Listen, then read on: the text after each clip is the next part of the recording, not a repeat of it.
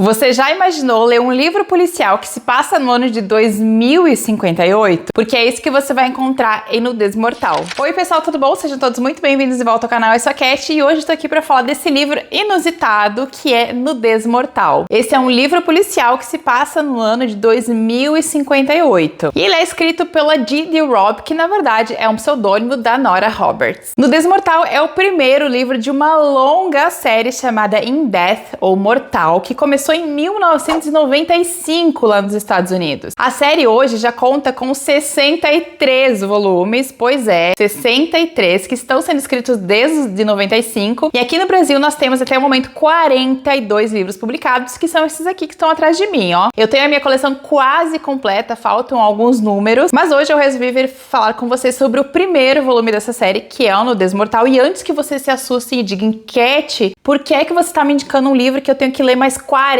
depois? Já vou avisar que esse livro, ele traz uma história fechadinha, com começo, com meio, com fim, então você pode ler só o Nudez Mortal se te der vontade, se você tiver interesse e curiosidade, você pode ler só esse, não tem problema. Inclusive é por isso que eu estou fazendo esse vídeo aqui, para fazer a indicação avulsa do livro, tá? Mas depois, se você gostar, se apaixonar pela série e quiser continuar, saiba que eles estão sendo publicados ainda pela Bertrand. A série não vai ser abandonada aqui no Brasil, então você pode manter a esperança de ler tudo. Então, lançada em 1995, essa é uma série policial futurista, porque ela se passa em Nova York de 2058. E aqui a gente vai acompanhar a tenente da polícia de Nova York, Eve Dallas. No início do livro, a Eve é chamada para atender um homicídio de uma jovem que foi assassinada dentro do seu próprio apartamento. E quando ela chega lá, várias coisas na cena do crime chamam a atenção dela. E a primeira é o fato de que essa jovem, chamada Sharon DeBlas, ela é neta de uma figura muito importante. Ela é neta de um senador dos Estados Unidos. Então ela sabe que o assassinato dessa jovem ele vai ter grande repercussão e o trabalho dela vai estar na mira. Outra coisa que deixa a Eve muito impressionada nesse assassinato é o fato de que a jovem foi assassinada com uma arma de calibre 38, que em 2058 já é uma questão de colecionador, porque as armas não são mais vendidas e não circulam mais entre as pessoas. Inclusive a polícia de Nova York usa armas de laser, então ela sabe que ela tá lidando ali com um assassino que provavelmente é um colecionador de armas antigas. Então ela vai começar a investigar a vida da Sharon. Ela é uma acompanhante licenciada, então ela tem ali uma série, uma base de clientes que precisam ser investigados, e ela vai adentrar no mundo da Sharon, na sua vida pessoal, na sua vida profissional, para tentar descobrir quem é que teria matado ela de forma tão brutal. E esse caso da Sharon, ele vai acabar adquirindo contornos mais urgentes porque o assassino deixou um bilhete na cena do crime escrito 1 de 6, ou seja, ele é um assassino em série que já está prevendo matar 6 mulheres daquele mesmo jeito, então a Eve não tem tempo a perder. Enquanto ela investiga, nós somos levados para essa Nova York de 2058 e começamos a nos maravilhar com as coisas do futuro. Aqui nós já temos carros voadores, nós temos colônias espaciais que já estão sendo habitadas, inclusive para férias, as pessoas saem do planeta para passar um final de semana em lugares fora da Terra. Todas as casas são equipadas com o que eles chamam de autochef, que é uma máquina que prepara as refeições para as pessoas, e outras coisas que vão aparecendo ali ao longo da narrativa e que foram imaginadas pela Nora Roberts lá em 95. E uma coisa que eu gosto muito da narrativa desse livro é que ele consegue nos apresentar de forma muito interessante a costura entre a trama policial, a investigação raiz que está acontecendo com esse mundo do futuro, com essas novidades. A narrativa da Nora ela é muito econômica, ela não fica dando grandes palestras sobre as máquinas do futuro, sobre as tecnologias, não, ela vai inserindo tudo de forma muito visual no dia a dia da Eve Dallas. E a gente vai acompanhando e vai entendendo como é que funciona esse futuro. É claro que uma série que já tem 63 volumes, ela não poderia sobreviver esse tempo todo durante mais de 30 anos sem ter como espinha dorsal bons personagens. Além dos crimes e da maneira como a Nora Roberts estrutura a trama narrativa policial, que é muito boa, eu acho que o trunfo dela é a criação da Eve Dallas, é a criação da personagem principal, porque a gente se sente conectado com a Eve desde o início. A maneira como ela é apresentada ao leitor, como ela se coloca ao leitor, faz com que a gente já goste dela. A Eve é um personagem que ela é direta, ela é séria, compenetrada, ela é durona e o trabalho é a vida dela. Ela diz em mais um momento em que ela se formou. O que ela é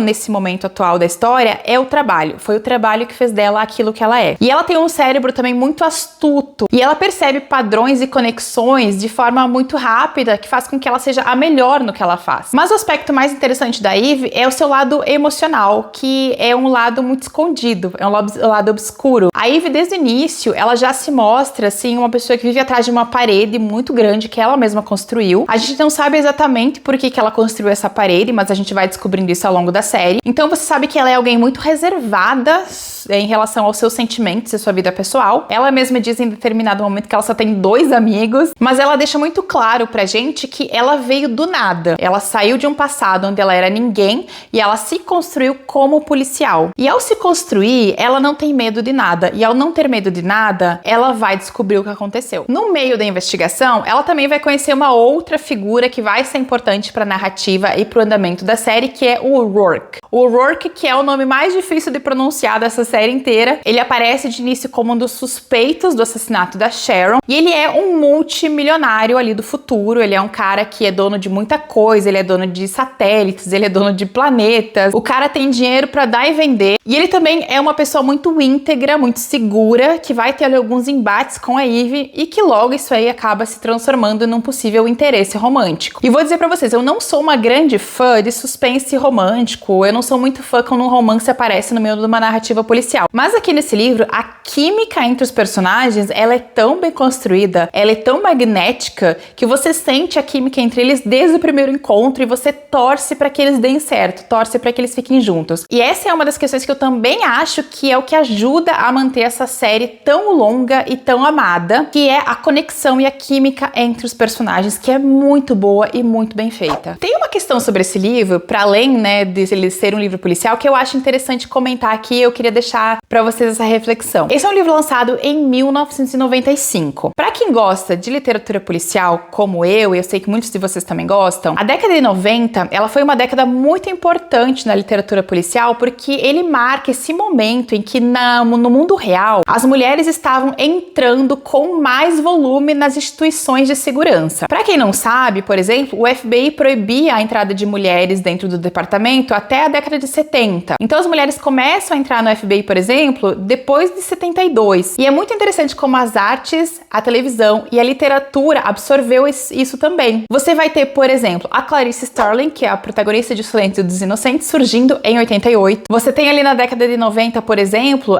o surgimento da Dana Scully em Arquivo X, que também é uma das responsáveis, né, por toda uma geração de mulheres que entrou nas forças de segurança. Você tem ali também a Amelia Sachs, que é a protagonista de Colecionador de Ossos, que ela é de 97. E na televisão você tem a Olivia Benson, de Law and Order, que ela é de 1999. Então a década de 90, ela é uma década que ela leva para as artes, né, para televisão, principalmente para literatura, esse movimento das mulheres entrando nas carreiras de segurança. E a Eve faz parte desse movimento, porque ela surge em 95. Então a Eve Dallas, ela tá nesse primeiro, digamos, grande boom de protagonistas detetives, protagonistas tenentes, protagonistas agentes, que começa a surgir ali com mais força no final dos anos 80. E eu acho que a Nora, ela foi duplamente pioneira nesse livro por causa de duas questões. Primeiro, por lançar uma ficção especulativa em 1995 que pensava 63 anos à frente. E outra coisa que eu acho também que ela foi muito pioneira é que a Eve Dallas, ela tá nesse movimento dos anos 90, só que ela também é uma personagem que